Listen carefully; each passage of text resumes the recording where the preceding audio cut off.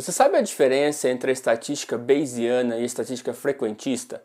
Quer aprender de uma vez por toda a diferença entre essas duas abordagens estatísticas? Então assista esse vídeo até o final, mas antes de começar, seja muito bem-vindo ao canal Seja um Data Scientist.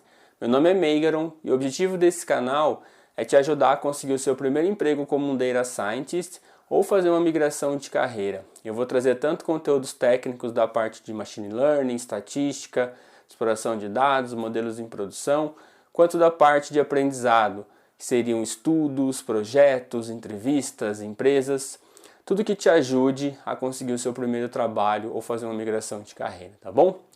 E nesse vídeo em específico eu quero falar um pouquinho mais sobre inferência bayesiana, tá? Como que ela funciona. Nesse canal aqui já tem várias aplicações de inferência bayesiana, são aplicações práticas que eu fiz, tá? Eu vou deixar todos os links aqui na descrição. Depois você pode assistir esses vídeos e ver como que a inferência bayesiana funciona na prática, tá? Esse é um vídeo que eu criei porque eu recebi muitas dúvidas no Instagram e também no LinkedIn, pedindo para que eu explicasse um pouquinho da diferença entre a abordagem frequentista da abordagem bayesiana. E se você quer saber mais sobre outros assuntos também, me escreve lá no LinkedIn, me envia uma mensagem ou um direct no Instagram também, falando o que você queria saber mais. E aí eu vou colocar então sua sugestão no meu roadmap e criar um vídeo para te ajudar, tá bom? Bom, então, a primeira coisa que as pessoas perguntam pra gente quando a gente entra em um time de Data Scientist é o seguinte, né? Se você é um frequentista ou se você é um bayesiano.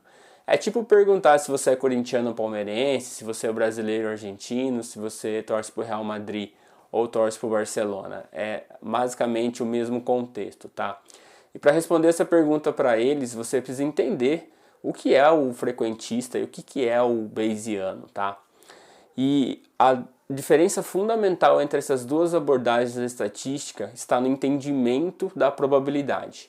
Então os frequentistas eles entendem a probabilidade de uma certa forma e os bayesianos eles entendem a probabilidade de uma certa forma. Então são dois pontos de vista de um mesmo conceito, são duas definições de um mesmo conceito, tá?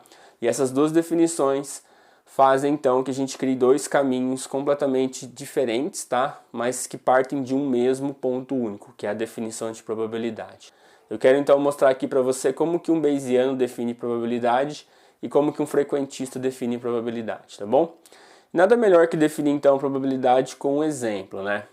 Então eu vou pegar aqui o nosso artefato milenar dos estatísticos, que é a moeda, né? Lembrando que o outro artefato milenar dos estatísticos é o dado e é a urna com as bolas, né? Todo mundo já viu esse exemplo na vida, pelo menos uma vez. Então a gente pega aqui a nossa moeda e aí eu defino um experimento para essa moeda, né? Que é basicamente jogar essa moeda para cima.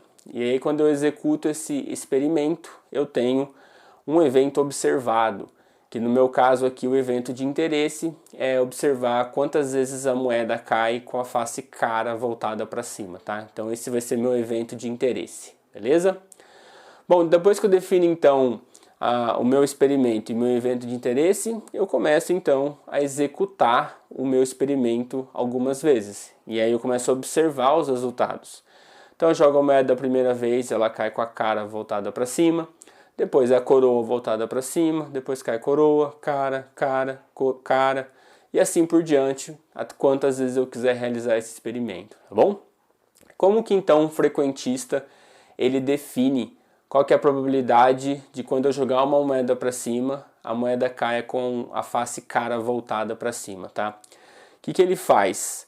Na estatística clássica, como que você define a probabilidade, né? A probabilidade é o evento de interesse dividido por todas as possibilidades do evento acontecer, né? Que é o seu espaço amostral.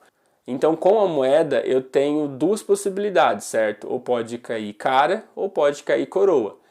Então eu tenho o meu evento observado que é cair a cara, sobre os dois eventos possíveis que é cara ou coroa, então a probabilidade da moeda cair com a cara voltada para cima é 50%, certo? Essa é uma definição clássica de probabilidade. E aí o frequentista ele fala assim, cara, mas espera aí, vamos fazer o seguinte, se a gente fizesse mais vezes esse experimento, se a gente repetisse mais vezes esse experimento para a gente ter certeza que realmente a probabilidade é realmente 1 sobre 2, tá? Então o que o frequentista faz? Ele faz 100 eventos. Então ele repete esse experimento de jogar a moeda para cima 100 vezes. E aí ele conta quantas vezes a moeda caiu com a cara voltada para cima, certo? E aí imagina que seja 47. Então ele define que a probabilidade ao jogar uma moeda para cima, a moeda caia com a cara voltada para cima, é 0,47. E não satisfeito, ele faz assim, cara, e se a gente fizer mais eventos então? Por exemplo, 1000 eventos. E aí ele observa 480 caras. Então, para esse evento aqui, ele define a probabilidade de cair cara voltada para cima como 0,48.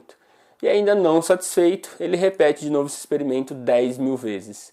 E aí ele observa 4.920 caras e define a probabilidade de cara como sendo 0,49. Então, observe que quanto mais eventos ele realiza, mais próximo do valor real a sua probabilidade vai convergindo. Então, para 100 experimentos era 0,47, para 1000 experimentos é 0,48, para 10.000 eventos 0,49, e se ele fizer 1 milhão, 10 milhões, 100 milhões, cada vez mais ele vai se aproximando à probabilidade real da moeda de cair cara voltada para cima, certo? Então esse tipo de experimentação aqui para definir a probabilidade é uma abordagem frequentista, né? É a abordagem usada pelos frequentistas, que é a repetição dos eventos. E aí você me fala assim, tá, Meigro, entendi. Então quer dizer que os frequentistas, a probabilidade está fundamentalmente relacionada com a frequência de eventos repetidos. É isso mesmo. Eles se baseiam na repetição dos eventos para calcular a probabilidade. Tá, Meigro, entendi. Mas como que os bayesianos então definem probabilidade? E aí, para a gente ficar mais justo, vamos usar o mesmo artefato milenar, que é a nossa moeda, certo? E aí a mesma coisa para os bayesianos. A gente tem a nossa moeda, definimos um experimento, que é jogar a moeda para cima, e definimos também um evento de interesse, que é o que eu quero observar desse evento, desse experimento, que no caso é a moeda cair com a face cara voltada para cima, certo? E aí como que um bayesiano então modela esse problema? A primeira coisa que ele faz é o seguinte, ele fala assim, cara, eu acho que essa moeda aí tem 50% de chance de cair com a face cara voltada para cima. Ou pode ser 30%, 70%, 80%, não tem problema, tá? Mas ele define um valor baseado aí na experiência que ele tem sobre jogar moedas para cima, tá bom? E ele chama isso de viés. Então, é o input dele, né? É a informação que ele passa através da experiência para poder fazer a modelagem, tá bom? Então ele tem o viés dele, né, que ele assumiu aqui que é 50%, a chance de cair cara ou a cara voltada para cima. E aí o que ele faz? Ele não sabe se realmente isso é verdade, como eu falei, pode ser 0,3, 0,8, pode ser 1. Ele não sabe realmente essa probabilidade, mas ele deu um chute inicial. E como que ele faz então a atualização desse chute inicial, né? O update disso?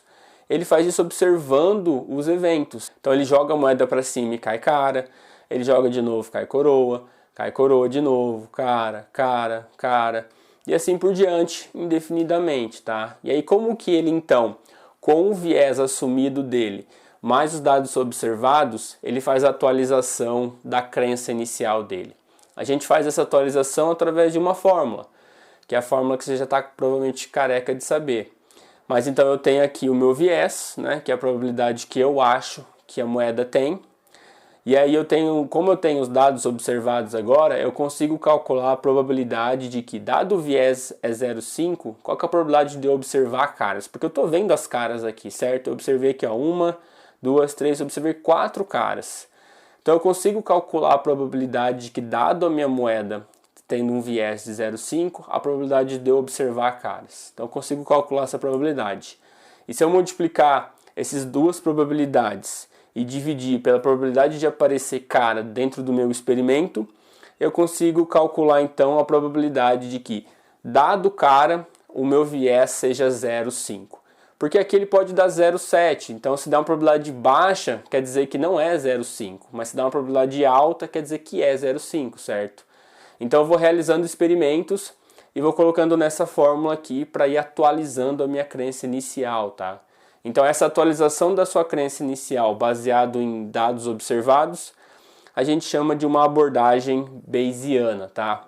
E aí o bayesiano ele faz ele também tem uma frequência de eventos, digamos assim, né? Então ele faz 10 eventos, faz 20 eventos, ele faz 50 eventos. Só que observe aqui que o número de eventos que ele faz é muito menor do que o frequentista. E isso é uma das grandes vantagens de se utilizar a abordagem bayesiana, porque você precisa de poucos dados já para ter um resultado satisfatório, tá? Então esse experimento de você ir atualizando a sua crença inicial baseado em dados observados, a gente chama de uma abordagem bayesiana, certo? Bom, então você fala para mim assim, tá, Megro, entendi. Então quer dizer que o bayesiano, a probabilidade para ele está fundamentalmente relacionada à incerteza dos eventos, exatamente. O bayesiano trata a probabilidade como uma incerteza dos eventos, tá? Então você tem a definição de probabilidade dos frequentista e a definição de probabilidade dos bayesianos, tá? Mas essas duas abordagens, não importa qual delas você escolhe, elas sempre têm 3 elementos que devem ser levados em consideração, tá? Sempre tem os parâmetros desconhecidos, então são esses parâmetros que modelam seus eventos. Você sempre tem dados observados, que são os dados produzidos após a realização do evento, e você sempre tem o modelo, que é a ligação entre dados e parâmetros. Então eu tenho os meus dados, que eu posso encontrar os meus parâmetros, porém se eu tiver os meus parâmetros eu também posso gerar os dados, tá bom? Então o modelo faz esse elo, essa ligação entre dados e parâmetros, tá bom? Então como que as abordagens estatísticas, tanto a frequentista como a bayesiana, elas lidam com esses 3 elementos aqui? Do ponto de vista frequentista, os frequentistas eles definem os parâmetros do modelo como sendo fixos. Bom, então voltando lá ao lançamento da moeda, vamos imaginar que a probabilidade de cair cara é 50%. Para os frequentistas, esse 50% ele é fixo, tá? Então ele nunca vai mudar, o parâmetro ele é fixo. Porém, os dados são aleatórios. Então, mesmo com esse parâmetro sendo 0,5 fixo, você às vezes tem cara, tem coroa, às vezes você tem coroa, às vezes tem cara. Então essa sequência de dados ela varia conforme você vai jogando essa moeda. Porém, o parâmetro que originou essa sequência de dados, ele é fixo, tá bom? E por último, para definir um modelo na abordagem frequentista, você tem inúmeros modelos, certo? Então, toda vez que você tem um novo valor para o parâmetro, você define um novo modelo. Então, 0,5 já é um novo modelo, 0,55 é um novo modelo, 0,8, 0,7, 0,3, 0,2, todos esses parâmetros são modelos diferentes para poder representar esse fenômeno de lançar uma moeda, tá? E como que você escolhe dentre todos esses modelos, Megro? Geralmente você tem um critério, tá? Que eles chamam de critério ótimo. Por exemplo, se você é dono de um cassino, talvez você queira escolher moedas que tenham uma probabilidade de sair cara maior do que 50%, certo? Porque você quer ganhar na maior parte das vezes. Agora, se você já é um dono de cassino mais justo, talvez você queira escolher a moeda mais justa, que é 50% de chances de eu ganhar e de você ganhar também. Então esse é um critério que você usa para escolher qual moeda você quer, ou para escolher qual modelo você quer, tá? E aí do ponto de vista frequentista, você define na verdade uma função que, dado parâmetros, você consegue gerar dados. Então imagina que você tem lá uma função linear, onde os parâmetros são A e B, e você tem esses parâmetros A e B. Quando você coloca o seu dado que é X, você produz um outro dado que é Y. E aí, dependendo dos seus parâmetros A e B, você gera dados diferentes, tá? Então essa é a abordagem frequentista. Então você geralmente tem muitos estimadores, né, que são os modelos, e você escolhe dentre todos esses modelos aquele que melhor te auxilia baseado em um critério ótimo que você define, tá? Baseado no seu problema. Bom, se você tem alguma dúvida, cara, escreve aí nos comentários, me manda mensagem no LinkedIn que eu vou tentar te ajudar de alguma forma, tá? Bom, então como que os bayesianos, eles olham então para esses 3 elementos de qualquer modelagem estatística, tá? Do ponto de vista bayesiano, os modelos, os parâmetros do modelo são aleatórios. Então aquele parâmetro de 50% da probabilidade de cair cara voltada para cima quando você joga uma moeda, ele é aleatório. Às vezes ele é 50%, às vezes é 55%, às vezes é 48%, às vezes é 47%. Então ele oscila em torno do valor ótimo. E é isso que causa a incerteza dessa abordagem. Do ponto de vista bayesiano, os dados eles são fixos. Então uma vez que você gerou aqueles dados e você salvou aqueles dados em um arquivo, aqueles dados eles não mudam mais, mas os parâmetros ainda mudam, tá? E por último, o modelo ele é único, então existe apenas um único modelo na abordagem bayesiana e não mais um monte de modelos onde você tem que escolher entre eles, tá bom? Então, do ponto de vista bayesiano, você sempre tem os dados e você sempre está procurando qual que é a probabilidade daqueles dados serem gerados através de um parâmetro. Se eu mudar esse parâmetro 0.3, qual que é a probabilidade desses dados gerados aqui terem vindo de uma fonte geradora com o parâmetro 0.3? Então você sempre tenta descobrir a probabilidade de você ter gerado aqueles dados a partir de um parâmetro que ele é variável, tá bom?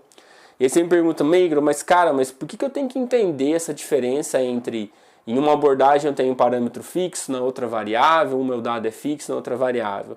Simplesmente para você não cometer esse tipo de erro aqui, tá? Que é um erro clássico do intervalo de confiança. Então imagina que você tem um resultado aqui θ, tá? Imagina que ele tem um valor de 80. E aí a pessoa fala assim, cara, mas qual que é o intervalo de confiança desse parâmetro? E aí você determina o intervalo de confiança assim, né? O θ ele é maior que um A de Y, e aí você pode considerar A aqui, não precisa ligar muito para esses números, tá? Mas a mensagem é, θ ele é maior que um A, menor que um B, e a probabilidade disso acontecer é 95%. E aí você responde para a pessoa que te perguntou sobre o intervalo de confiança. Ah, para esse θ de 80, há 95% de chance desse valor θ estar entre A e B. O problema é que isso é uma definição errada, porque lembra que para a abordagem frequentista, os parâmetros eles são fixos. Então o seu parâmetro gerador ele é fixo, quem varia são os seus dados. Então a resposta correta de um intervalo de confiança para uma abordagem frequentista é a seguinte: se o experimento ele fosse repetido infinitas vezes, 95% dos intervalos calculados conteriam um valor θ. Então essa aqui é a definição correta de intervalo de confiança para uma abordagem frequentista. Para uma abordagem bayesiana, esse quadrado vermelho aqui é a definição correta. Só que nós não chamamos de intervalo de confiança, a gente chama de intervalo crível ou intervalo de credibilidade, tá? Bom, e aí eu quero só mostrar o único estimador, que é o estimador de Bayes para uma abordagem bayesiana, tá? Então, enquanto na abordagem frequentista você tem vários possíveis modelos e você precisa escolher alguns deles baseado num critério ótimo que você define, e na abordagem bayesiana você tem um único estimador, que é a fórmula de Bayes. Bom, fórmula de Bayes está careca de saber, que é a probabilidade de A dado B é igual à probabilidade de B dado A vezes a probabilidade de A dividido pela probabilidade de B, sendo que A é a sua afirmação e B são os dados observados. Então, qual que é a probabilidade de sair cara dada essa sequência de dados aqui? Qual que é a probabilidade da pessoa fazer uma compra amanhã, dado todo o histórico de navegação dela? Qual que é a probabilidade da pessoa fazer uma reclamação no próximo produto que ela comprar, dado que ela é o histórico de reclamações dela? Qual que é a probabilidade da pessoa não pagar o boleto, dado que essa aqui é o histórico de não pagamento de boleto para ela? Então, essas são todas as probabilidades que a gente pode definir baseado na nossa afirmação e nos nossos dados observados, tá bom? E a fórmula de Bayes ela tem 3 grandes distribuições de probabilidade aqui. Nós temos a nossa posteriori, que é basicamente uma atualização da nossa priori, a priori sendo a nossa crença inicial, o que a gente acredita como resultado daquele experimento no primeiro momento, tá? Aqui nós temos a priori e temos o likelihood, que é essa distribuição de probabilidade que faz a atualização da priori para a posteriori utilizando dados, tá? E a gente tem aqui também a evidência de que aqueles dados aconteçam, tá bom? Bom, e por fim, por que a gente deve usar Bayes, tá? Quando que é legal usar Bayes? Em termos de resolução de problemas, é que você consegue incluir a experiência de especialistas da área. Então você pode chegar para o vendedor de Ferraris e falar assim, cara, me conta um pouquinho como que é o processo de venda de uma Ferrari. Qual que é a probabilidade que você acha que você vai vender uma Ferrari para alguém quando ela entra na loja? Aí ela fala para você assim, pô, Megan, cara, das 1000 pessoas que eu atendo, uma pessoa compra a Ferrari. Ah, então você sabe que 1 sobre 1000 é a sua prior, é o seu input para o inicial no modelo, que depois através dos eventos de compra de Ferrari que você vai observar, você vai atualizar isso. Mas você consegue incorporar essa experiência de especialistas da área, tá bom? Bom, você consegue também atualizar então as crenças com os dados observados, que foi o que eu acabei de explicar, né? Você usa a experiência do vendedor de Ferraris como a sua prior inicial, depois você tem os seus dados observados, que são as vendas das Ferraris, e você consegue atualizar essa experiência a priori do vendedor, tá bom? Em termos de implementação, ela é mais simples porque possui um único estimador, que é a regra de Bayes, então você não precisa criar critérios de otimização para escolher o seu melhor modelo, tá? Em termos de interpretação, todos os resultados são em termos de probabilidade, então é muito mais próximo das pessoas isso, tá? As pessoas entendem melhor a probabilidade. E também elas são facilmente entendidas por pessoas de negócio, né? Então você falar para uma pessoa que a chance de um cliente entrar na loja e comprar uma Ferrari é 10%, a pessoa entende melhor isso do que você falar em outros termos, tá? Então é um termo mais presente no dia a dia de pessoas não técnicas também, tá bom? Então como que você usa a inferência bayesiana? São basicamente 3 passos, tá? Que você pode ver claramente nos vídeos de implementação de aplicações de inferência bayesiana que eu deixei aqui no canal, tá? Lembrando que o link para todos esses vídeos estão aqui na descrição e você pode ver as aplicações depois desse vídeo, tá bom? Bom, então quais são os 3 passos que você utiliza para resolver problemas utilizando a inferência bayesiana? Primeira coisa, você define a sua posteriori, que então é a sua função geradora. Isso aqui depende muito da natureza do problema que você está trabalhando. Então, baseado na natureza do problema e nos dados que você tem, ou nos dados que são gerados por esse fenômeno, você então define uma posteriori, tá? O problema é que os parâmetros da posteriori, que são os parâmetros da função geradora, são desconhecidos. E aí então você precisa definir a sua prior, que é o que você acredita que são os valores reais daqueles parâmetros, tá? É um chute inicial, mas que depois você vai atualizar com a observação dos dados, tá bom? Então o segundo passo é você definir essa distribuição de probabilidade para cada um dos parâmetros desconhecidos da sua distribuição posteriori, tá bom? Da sua função geradora. E por último, então, você usa o likelihood, que é basicamente uma distribuição que atualiza a sua prior baseado nos dados observados e então gera a sua posteriori, tá bom? Então esses são os 3 passos aqui, eles estão bem claros nas aplicações que eu fiz dos vídeos desse canal, então eu sugiro que você assista algum deles para ver como que funciona isso aqui na prática, tá bom? Bom, então era isso que eu queria falar para você nesse vídeo, queria trazer um vídeo mais explicativo sobre essas duas diferenças. E aí me segue lá no Instagram, é @meigron.datascience. Eu sempre estou postando conteúdos complementares lá, postando livros também que eu sugiro para as pessoas estudarem. Dá uma olhadinha lá no blog, sejamdatascientist.com, lá tem bastante post legal, principalmente sobre projetos. Eu vou trazer mais sugestões de projetos, vou falar um pouquinho também sobre entrevistas de Data Science, um pouquinho sobre livros que você pode estudar, formas que você pode estudar. Então não deixa de olhar o blog lá, tá? E conecta comigo lá no LinkedIn. Se você tem um LinkedIn, procura por mim lá, só digitar Meigron na busca, não é difícil de achar, tá? E aí, conecta comigo lá, vamos conversar por lá, me manda mensagem se você tiver alguma dúvida. Escreve aí nos comentários se você teve alguma dúvida sobre o conteúdo desse vídeo. Pode mandar também sugestões de vídeos que você queria ver nesse canal. E aí eu vou colocar isso no roadmap para poder produzir para você, tá bom? Bom, então muito obrigado pelo seu tempo e eu vejo você no próximo vídeo. Até mais!